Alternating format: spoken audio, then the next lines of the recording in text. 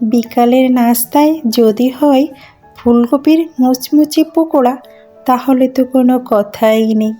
আসসালামু আলাইকুম গাইস, সবাই কেমন আছেন? আশা করি সবাই ভালো আছেন।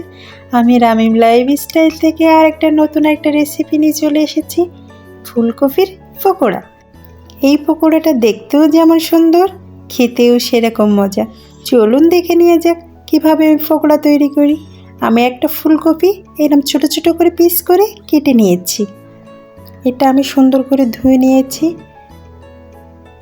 ধুয়ে আমি পানি ঝরিয়ে রেখেছি। এখন আমি 1 চা চামচ রসুন দিয়ে দিব, 1 চা চামচ জিরা, 1 চা চামচ আদা, হাফ চা চামচ গোলমরিচের গুঁড়া, হাফ চা চামচ দারচিনির গুঁড়া, 1 চা চামচ ধনিয়া,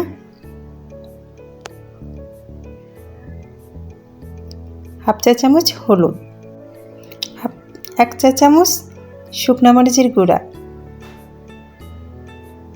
স্বাদ মতো লবণ। এখন আমি হাত দিয়ে এটা আমি সুন্দর করে মেখে নিব।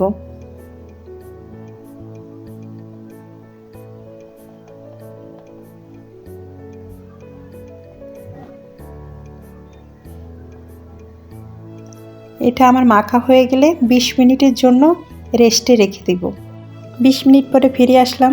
এখন আমি ফুলকপিগুলো ব্যাটার দিয়ে তৈরি করে নিব ফুলকপির ভিতরেই। এখন আমি হাফ কাপ চালের গুঁড়ি দিয়ে দিলাম, হাফ কাপ বেসন দিয়ে দিলাম।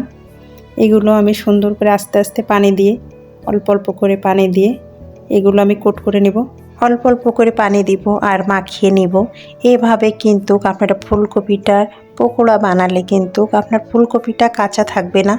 আমি মশলা মাখিয়ে 20 মিনিটের জন্য রেস্টে রেখে দিয়েছি।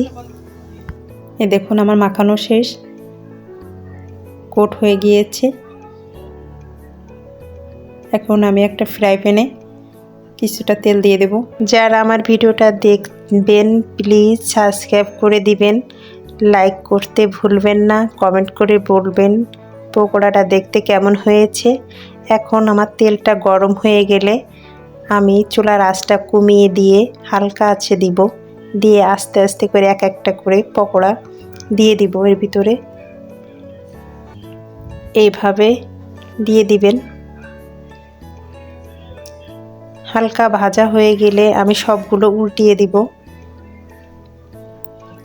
বেশি চুলার আঁচ থাকবে না, একেবারে কমও থাকবে না, মাঝারি টাইপের থাকবে।